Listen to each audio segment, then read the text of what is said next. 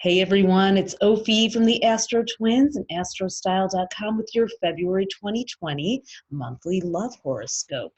Now, for the last decade and some change, we've been giving you your love horoscope every month in writing, but we're mixing it up and bringing you some video, audio versions of it because we know your lives have changed. You don't always have time to sit down and read.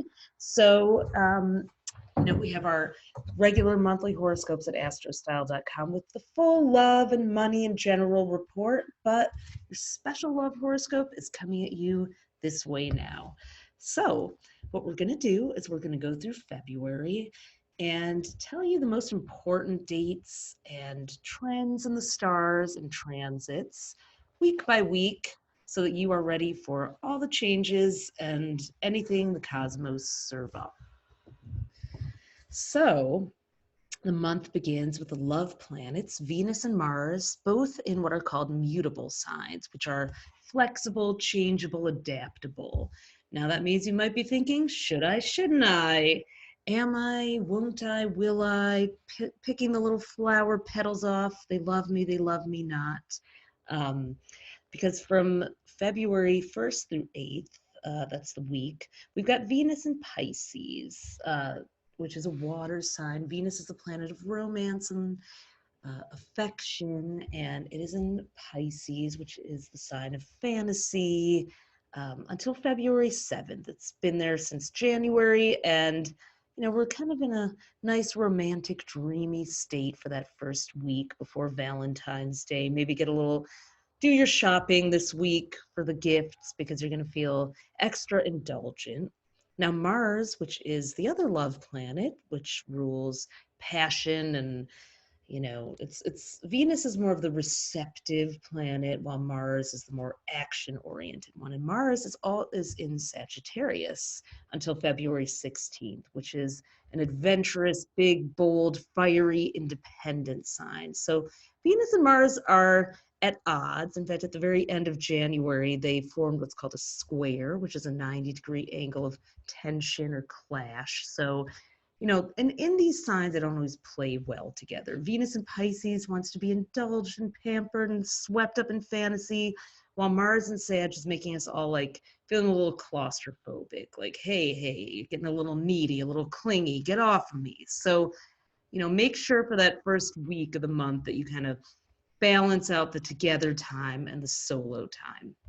Now, the second week, February 9th through 15th, we have a sign change for Venus. Venus is going to move into Aries from February 7th to March 4th. So it will also be in an independent fire sign along with Mars for one more week. So we've got both love planets in these kind of randy, action-oriented fire signs, which means we're going to be willing to take more risks in love and be more upfront and assertive about our feelings. There's also that week a Leo full moon. So we've got all the fire signs, all three of them represented on February 9th. So Leo loves a big showy display of affection. It's a week before Valentine's Day, a little less than that, 5 days. But, if you're thinking about celebrating early again, this is a day to really pull out all the stops. Give them a little early present. If you get tickets or something, why not give it a little early? That full moon is when we're really going to be wearing our hearts on our sleeves. So all that fire, wow. Valentine's Day, I always think of Valentine's Day as sort of a calendar error because it takes place during Aquarius season when the sun is in Aquarius, which is a sign of friendships, casual connections. It's the least romantic of any of the zodiac signs. But if it just could be pushed 4 days later, 5 in some years, we'd have Valentine's Day in Pisces season when everyone's caught up in romance and fantasy and all this Hallmark crap that you hear about. I mean, the conditions are perfect for that. So, but hey, that's how it goes. So, sometimes Valentine's Day, many years, doesn't live up to our expectations, and I'm going to blame its calendar date on that. But this year we do have the moon in Scorpio, sexy Scorpio on Valentine's Day, so that may help. Um, and it's forming a trine, which is a 120-degree angle of flow and harmony to Mercury, the planet of communication, and Neptune, the planet of fantasy, which are both in Pisces. So we have some nice, watery, emotional, heartfelt energy cooling down all that fire.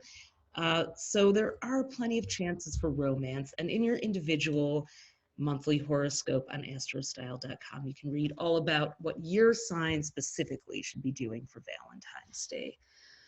The second half of the month takes a decidedly different tone. We still have Venus in Aries until March 4th, but Mars is moving from Sagittarius into Capricorn, from fire to earth, and it'll be there from February 16th to March 30th. So now we have both of the love planets in what are called cardinal signs. So they were in mutable signs at the beginning of the month, which means they're kind of wishy-washy, but also flexible and adaptable, open to compromise. Now we're in cardinal signs, which are very my way or the highway, kind of, this is how it is. Now that's good if you're somebody who doesn't necessarily assert your boundaries or say what you want, or you're kind of like, whatever you want to do. Now the Venus and Mars environment is one that is more like, all right, say what you mean what you say. Don't be afraid to ask for what you want. That's the positive side. The negative side of cardinal signs is there's a bit of an entitled attitude, a little bratty, a little bossy. It's, we can't really have successful relationships if we're not willing to at least compromise or try to hear the other person's point of view and accommodate. But if you've been over accommodating, roll up that doormat, those days are done. So Mars in Capricorn now Mars changes signs it returns to each sign every 2 years. It changes signs every 6 or 7 weeks, except when there's a retrograde. So February 16th to March 30th, Mars is in what's called its exalted position, which means it's its favorite place to be. So Mars is very happy and cappy.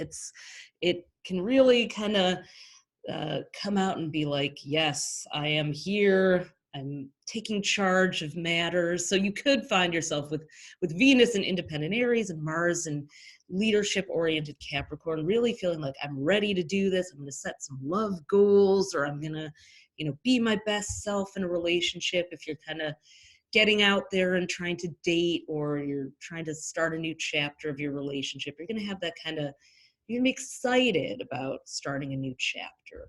Now, what's especially unique is that this year only, Mars is going to join Jupiter, the planet of luck and enthusiasm and adventure, Saturn, which rules structures and boundaries, and Pluto, which is your unconscious urges, but also transformation. All three of those players are also in Capricorn, along with Mars, for the rest of the month. So it's a very powerful time, maybe a little too powerful in some cases. So really heavy concentration of powerful planets in Capricorn.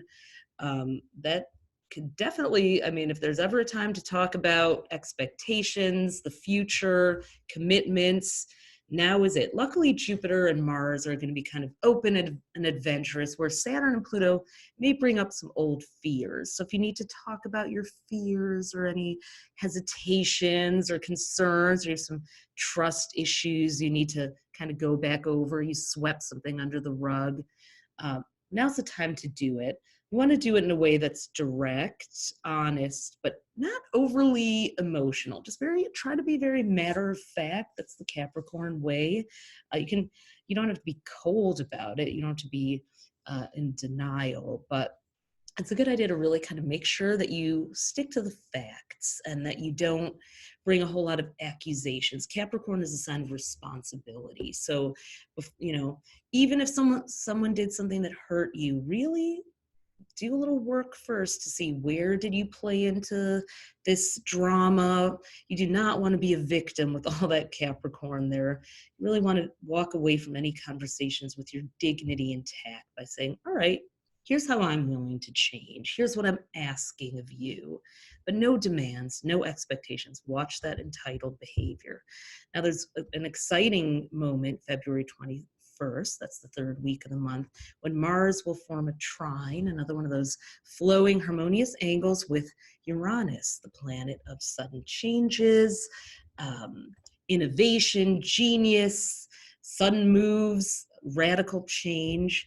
So these are two kind of fire-powered planets, and they are aligning in Earth signs.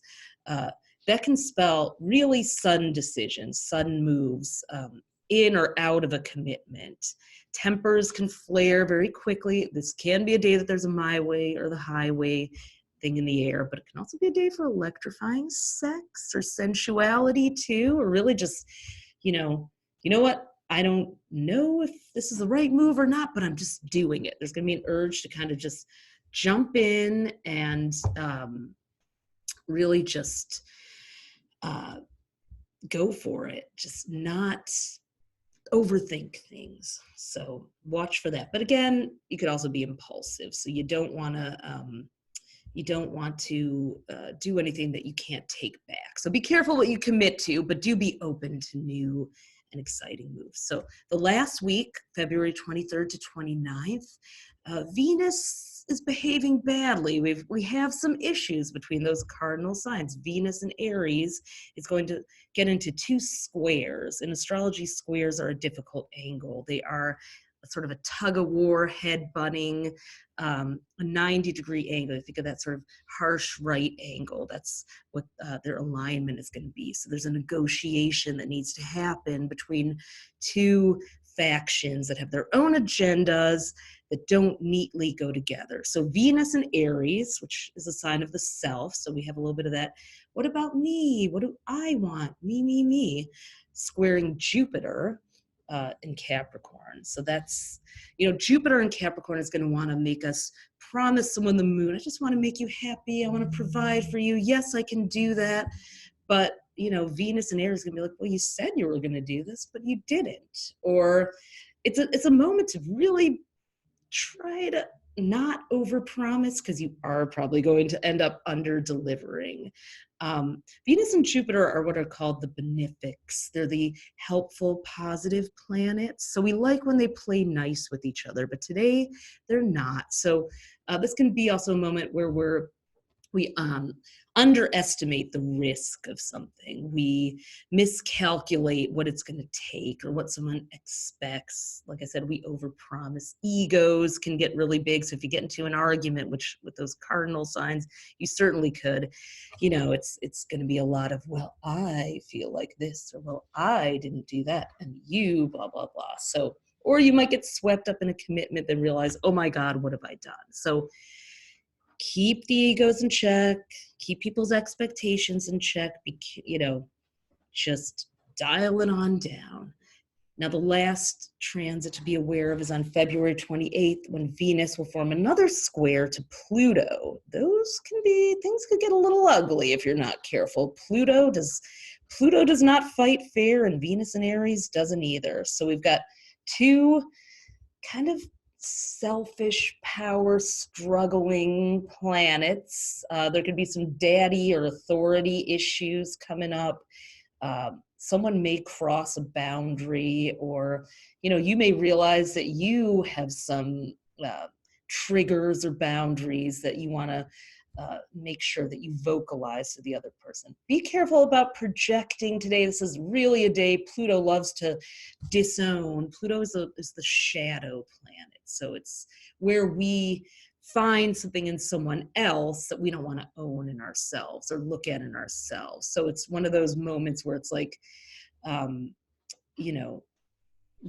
whatever it is that bothers you about someone else, whatever they're doing, try to look at yourself. Where am I maybe doing that? Or where am I maybe, where is this mirroring some part of myself that I don't want to look at? So people are messengers at this Venus-Pluto square. Do not shoot the messenger. Maybe don't sleep with the messenger either, because you could be attracted to someone who, reminds you of some of those old childhood wounds that you haven't worked through.